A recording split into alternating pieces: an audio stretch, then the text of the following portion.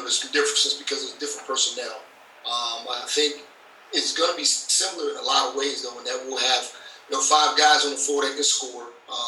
We'll have a very athletic team, probably a little bit more athletic than we were last year.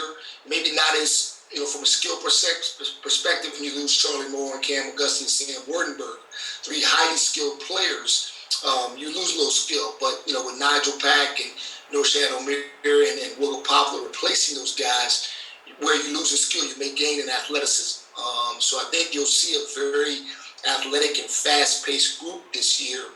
That's probably going to be very fun to watch. Can I ask a follow-up? Is that okay? Can you talk about Norchad? I mean, everybody is very excited about just his energy, his boundless energy, and what he brings in his physicality. He has the type of body that you really didn't have on your team last year. So it seems like he can bring a little different low in the post that you didn't have last year. What can you expect? Coach L doesn't want anyone to get too excited yet. He says that he still has a lot to learn, and he's trying to lower expectations. But what have you seen in him so far? Well, Norchad's great. First of all, he's probably one of the best guys ever to be around. He comes every day with tremendous energy, infectious energy. He's tremendously positive. He's communicating. He's always talking to his teammates. And he plays that way also. He plays very, very hard. He's super athletic. Plays with tons of energy. Goes after every rebound. Goes after every block. Sometimes to his detriment. But he'll go after every block, every rebound. And he won't stop. His motor just runs constantly. Again, we got to temper some of that so you don't get any foul trouble and things like that. But he's tremendous talent and should have a very good year for us. Thank you. We'll go to Adam Lichtenstein of the Sun Sentinel. Adam? Hi, Coach. Talk about expectations. Obviously after the season you guys had last year, not really going to be taking people by surprise this year. How has the team kind of handled a little bit more of the spotlight this season? Yeah, well, it may sound cliche, but we go one game at a time, one practice at a time. We're just trying to get better every single day. And fortunately for us, we have a tremendous group of kids with their character. And so they really work hard at getting better every single day, individually and collectively. They're really working at it every single day. We don't necessarily worry about the expectations. Heck, last year we were picked 12th or 13th, somewhere around there. And this year we're picked a little higher. It doesn't mean anything to us. We don't look at it that way. We're trying to build a team and build a program. And I think our guys have handled that terrific. I don't think they've had any, issues with looking at preseason projections and, feeling some type of way either way about it. I think our guys are locked in and focused on getting better every day. We'll go to Christopher Stock from Inside the U. Chris?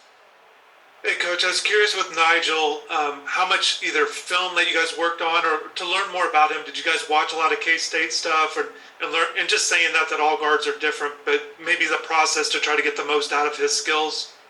Yeah, we watched a lot of K-State film and recruiting him, and then after we signed Nigel, we watched a lot of films to figure out how we could help him and he could help us. He's obviously made a transition to full-time point guard now, and he's done a terrific job at that. That was one of the questions, whether he could play point guard full-time, and I think he's kind of answered that in the fall for us, and he's become a full-time point guard, and I think that's something that everybody will see. He's done a great job of taking care of basketball, getting his teammates involved, and a key for Nigel is not only to get his teammates involved, but also still be aggressive so he can get his own offense also. And just to follow on that, I asked him that question on Media Day, the aggression to still shoot. Is there an NBA guy that maybe similar mold, not maybe comparison, but just to make sure he's still, shooting a shot kind of thing? Well, I think if you look at a guy like Trae Young, you can see Nigel being similar to him in his ability to shoot from the perimeter, but also still get a high number of assists. And, again, you can't compare anyone to Trae Young, a guy like that, but I think Nigel's in that mold. Got time for a few more for Coach Courtney. We'll go to Michael Euro from 305 Sports. Coach, hope you're doing well. Wiggle Poplar's look different coming into his sophomore year. He looks bigger, stronger, more confident. What has he seen in his game develop this summer and in his mentality? Well, Wiggle's, first of all, is a tremendous worker. He's going to put in extra time and put in the work to become a better player. And that's what he's done. I mean, since the day he's got here extra hours. You come in here at 6 o'clock in the morning, he may be in getting shots up.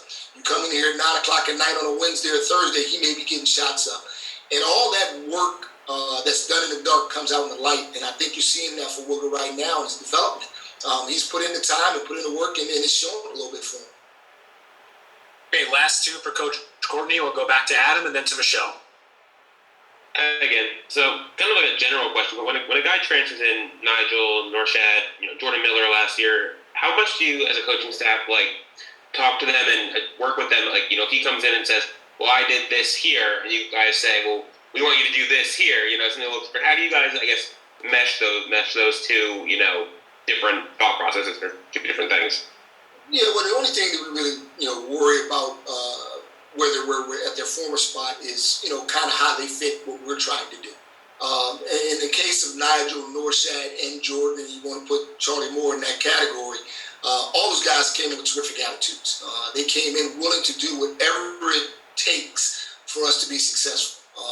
They'd had taste of success, a little bit of success at their former stops, but now with an opportunity to taste some success at the highest level, I think all those guys are hungry for that, and all those guys have been willing learners, as a result of that. And they're tremendous kids, again, tremendous character, and so they've been great at understanding what they need to do for Miami's program, and not necessarily what they did in their past program. All right, last question for Coach Courtney comes from Michelle Kaufman. All right, mine is, I'm going to cheat a little. It's one question, but it's about two players, so sorry.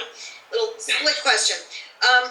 On your two returning starters, Jordan Miller and Isaiah, Jordan, it seems like he feels that he's being slept on, that he's going to be the sleeper of the year, and that he just put so much work in, and Coach L has been raving about him. And then Isaiah, it's almost like we barely talk about him because he's just sort of always expected to be Isaiah Wong and whatever. What do you see from Isaiah coming back from the, flirting with the NBA a little bit? What kind of goals do you see him working on this year? And what should we expect from Jordan compared to his role last year? Yeah, well, I'll start with Jordan. I think after a year in the program, he has a lot of confidence. And Coach El's instilled a lot of confidence in him to be a prime-time and big-time player. I think Jordan's one of the best defenders in the ACC, if not the best defender. I think he's terrific at guarding 1 through 5. I think he's become more aggressive offensively. He's probably getting a few more plays run for him this year than last year. So I expect a big year out of him. And Isaiah's made another jump. He is tremendous. I think one of the things you'll see with Isaiah is his efficiency being even better. I mean, he's really taking care of the ball. He's distributing the basketball. He's really passing the ball at a high rate and sharing with his teammates. And Isaiah's a guy that's in here every morning at 7 o'clock. He's in there at 6:30, 7 o'clock getting up shots. And I think you'll see his three-point efficiency improve. If he can get good shots, I think you'll see him become a much better three-point shooter.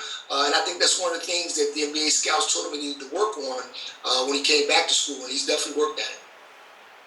All right, Coach, thank you very much for your time. Thanks, Al.